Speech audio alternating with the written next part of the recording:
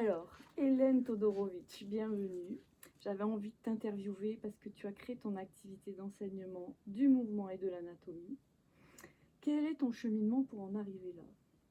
Alors au départ, moi j'ai une formation de danseuse contemporaine et je me suis rendu compte qu'on se faisait pas mal de blessures, on se fait blesser très souvent.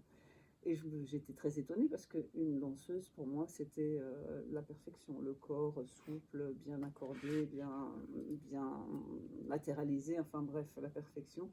Donc je me suis dit, mais qu'est-ce que c'est qu'un corps euh, en bonne santé? Comment est fait le corps pour essayer de comprendre pourquoi je me faisais mal. Donc je me suis inscrite à la fac de médecine en dilettante, hein, j'étais pas en train de faire des études de médecine. Et là, j'ai commencé à apprendre l'anatomie, ce qui était assez ardu parce que l'anatomie à la fac de médecine, c'est pas extraordinaire. Mais j'ai vraiment étudié pour intégrer ça dans le corps. Et du coup, j'ai commencé en donnant mes cours de danse, à donner aussi quelques notions d'anatomie aux personnes. Et je me suis rendu compte qu'en ayant ces notions-là, les personnes étaient beaucoup plus conscientes de ce qui se passait dans leur corps. Voilà. Et donc, c'est comme ça que j'en suis venue à l'anatomie. Tu as fait des formations importantes. Tu as suivi des formations importantes. Connues et reconnues. Connues et reconnues, oui. Mais j'ai été un petit peu dans des formations de tout genre. Ouais. Feldenkrais, j'ai beaucoup pratiqué le yoga. J'ai pratiqué des arts martiaux, l'aïkido entre autres. C'est ce qui te caractérise quand même. Tu as fait beaucoup de choses. Tu as été dans le bain, quoi, en full contact avec Ouais. le mouvement. Ouais.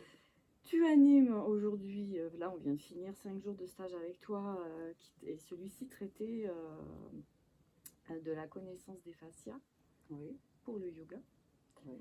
Que peux-tu nous dire sur les idées reçues concernant les fascias? Parce qu'on en voit des choses sur les réseaux. Éclaire-nous, Hélène. Alors, justement, tu viens de dire que j'ai donné un stage de fascia pour le yoga.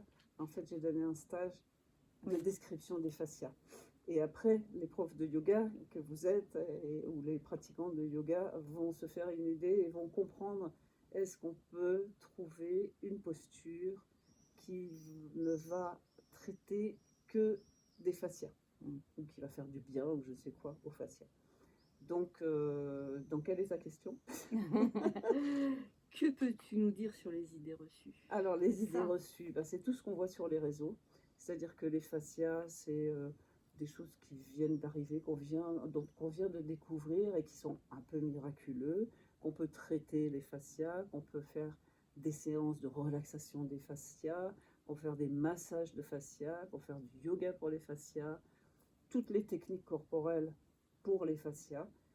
Or, les fascias, c'est un réseau fibrillaire qu'on ne peut pas séparer du reste.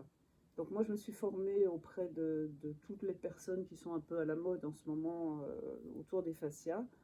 Et j'étais jamais satisfaite, j'arrivais pas à comprendre de quoi il s'agissait. Hein. J'ai fait de la fasciathérapie, une formation de fasciathérapie. J'ai fait une formation simplement de connaissance des fascias. Et je me disais, mais je ne suis pas satisfaite, je ne comprends pas de quoi il s'agit, je ne comprends pas comment on peut traiter les fascias sans le reste. Et puis, j'ai connu le docteur Guimberteau, qui est un chirurgien réparateur, hein, et qui, lui, a décidé de filmer les fascias pendant ses interventions. Et quelquefois même avec des personnes qui n'étaient pas anesthésiées complètement et qui donc pouvaient bouger. Et Guimberteau pouvait regarder, voir et surtout filmer les fascias en mouvement, qui sont en mouvement d'ailleurs du moment qu'on est vivant. Et voilà, et là j'ai commencé à comprendre, j'ai continué à me former avec lui, à vraiment comprendre tout ce que je pouvais comprendre, tout ce qu'il a compris. Hein. Lui-même, il dit que dans 10 ans, ça sera certainement un peu obsolète ce qu'on connaît. Ça ne sera pas faux, mais ce ne sera pas suffisant, ce ne sera pas complet. Il suffit qu'il y ait des appareils qui nous permettent d'aller encore plus profond pour pouvoir en savoir plus. En tout cas, ce qu'on sait maintenant, c'est qu'il s'agit d'un réseau fibrillaire qui a des épaisseurs dans certains endroits, comme par exemple quand on parle du fascia lata, en disant fascia lata, qui en fait est cette bande, cette bande plus résistante qu'on trouve sur le côté de la cuisse et que tout le monde connaît. Quand on touche, effectivement, ça peut être douloureux et on sent bien que c'est très résistant. Mais ça fait partie de ce système de fibres, c'est pas séparable.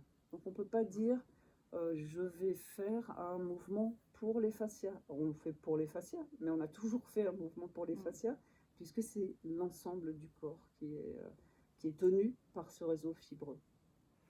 Et en conclusion, pour vraiment avoir une idée choc et éclairante, qu'est-ce que tu dirais en conclusion? Alors en en 3 mots? conclusion, en quelques mots, ce qui est très important, c'est de comprendre que les émotions, les traumas, les stress chroniques ne sont pas, on ne peut pas les traiter à partir des fascias, parce que ce n'est pas les fascias qui sont touchés, c'est le système nerveux qui, lui, va réagir et effectivement avoir des actions sur les fascias hormonaux qui vont faire que les fascias vont souffrir. Mais le stress, le trauma n'est pas dans les fascias. On ne peut pas soigner un stress et un trauma juste avec une technique de thérapie par les fascias. Mais il y a énormément de capteurs sensoriels qui sont dedans. Donc c'est vrai que quand on souffre, les fascias nous informent le système nerveux qu'on est en train de souffrir. Mais ce n'est pas le fascia qui souffre. Et puis, qu'est-ce qu'on peut dire de plus qui est vraiment important? Je mettrai une image en compagnie de cette vidéo pour que les gens se rendent compte à quel point il y a, enfin moi c'est ce que j'ai retenu, qu'il y a vraiment une connexion entremêlée dans les tissus vraiment incroyable, quoi. Oui, oui, oui. C'est vraiment pas une enveloppe, c'est plus que ça, quoi. C'est pas du tout une enveloppe, ça pénètre vraiment à l'intérieur des muscles, à l'intérieur de... Ça les enveloppe pas, ça pénètre, oui. c'est ça. Alors on peut dire que ça les enveloppe quand on le voit de l'extérieur, où on a dit que ça les enveloppait parce qu'on était sur des cadavres et que c'était desséché, et que du coup c'est vrai qu'il restait que des enveloppes. Et on ne voyait plus les fibres qui pénétraient dans tout le corps. Ouais, enfin, c'est ça l'idée, c'est que ça pénètre vraiment. Oui, c'est que c'est pas dissociable du tout. On ne peut pas traiter les fascias sans être aussi sur les muscles. Voilà. C'est indissociable. Voilà. Merci Hélène. Merci à toi.